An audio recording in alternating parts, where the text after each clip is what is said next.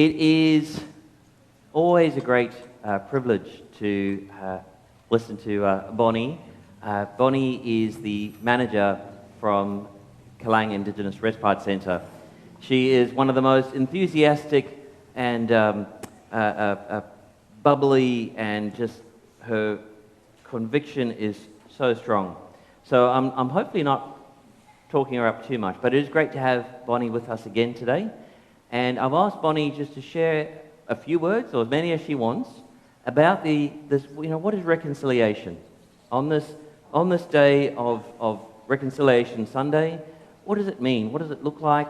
I'm going to leave her to illuminate us on this topic as best she can. But Bonnie, great to have you with us, and I look forward to hearing your words of wisdom. And if you don't quite do the time limit, I'll fill in. If you go over the time limit, I'll put my hand up. Come on up.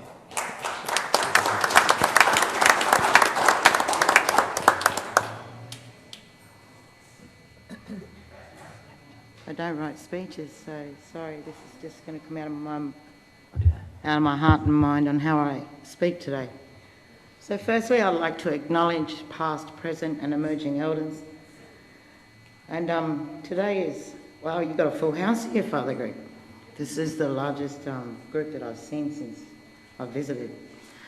What's reconciliation? I think that's an individual thing. Reconciliation to me means acknowledging the past wrongs and making sure we don't repeat them, and living with each other as humans should. And as we've seen in our past histories, humans haven't lived the nicest ways. So today, this is great to see so many people here to show that reconciliation starts with you. How do you want to treat each other? Because one of the biggest things that we find amongst our mobs, and even amongst ourselves, not just with everybody else, is that we don't always say the nicest words to each other. So reconciliation to me is starting that process of healing, of not repeating our wrongs, and moving on into the future on giving something better back. Starting that's right now is, you ask our elders 100 years ago, we would not have been sitting with you. We would have been segregated. One sitting on one side, one sitting on the other, or no entry at all. So today we've come a long way to show that we are here, starting that reconciliation. You are here to also start that. So when you go out into the wide world of reality that we live in, I want you to think about the next time that you speak with someone, regardless of our skin colours, where we come from, and what we speak languages of. I agree in some ways from that one. I heard that. So just think of that next time you go out. Out in that world, I'm not asking you to go out and hunt for that person.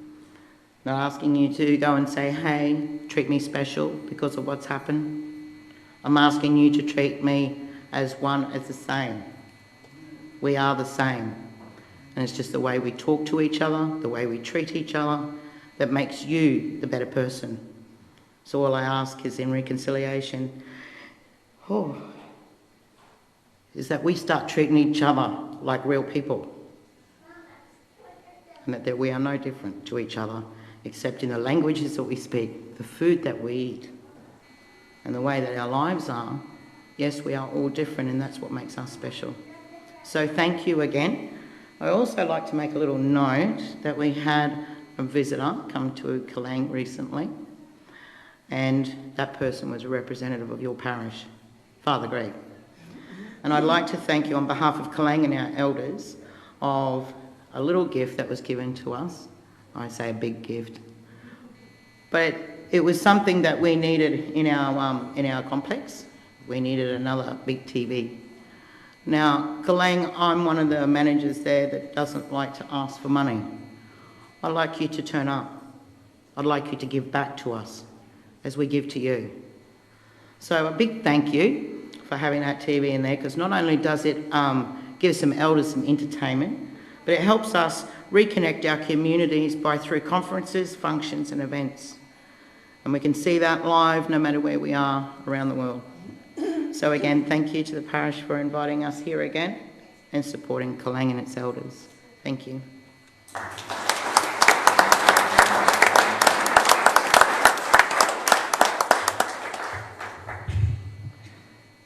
Thank you, Bonnie.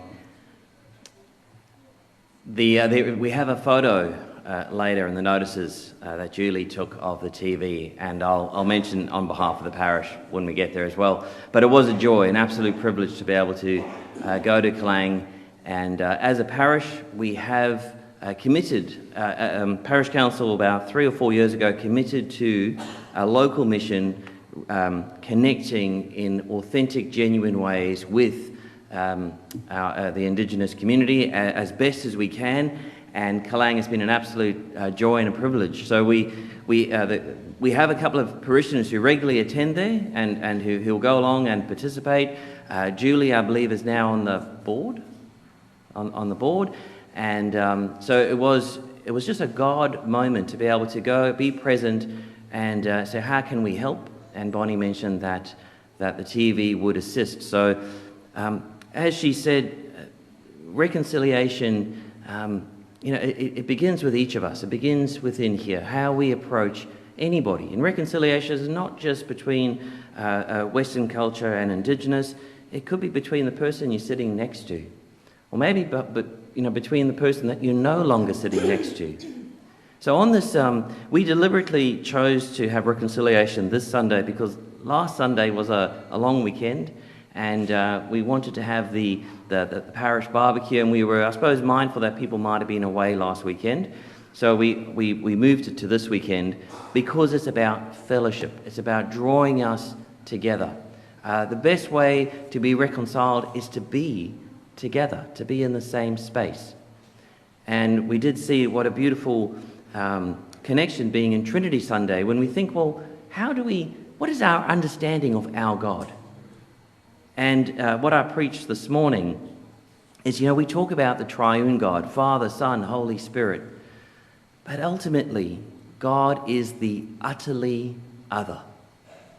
Something beyond our comprehension, beyond our ability to pigeonhole. And I think that is something that unifies all people, is this understanding that you can't limit God, our Creator God, that breathed life into this world. Our understanding, our view of God through the lens of Jesus Christ is about a God in unity, a Trinity. So closely the three persons, Father, Son, Holy Spirit, Creator, Sustainer, and Sanctifier. So closely are they related that they resonate together.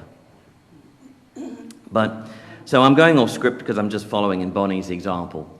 But this is a great day to emphasise reconciliation, being together, oneness. And it begins with us, begins in our own hearts. So thank you, Bonnie, for being here. Thank you, Paul, for sharing your amazing artwork with us, and Julie.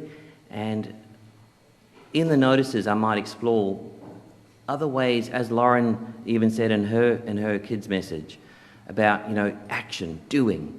It's knowing what to do here and leaving it here really doesn't help. If somebody needs help, it involves action.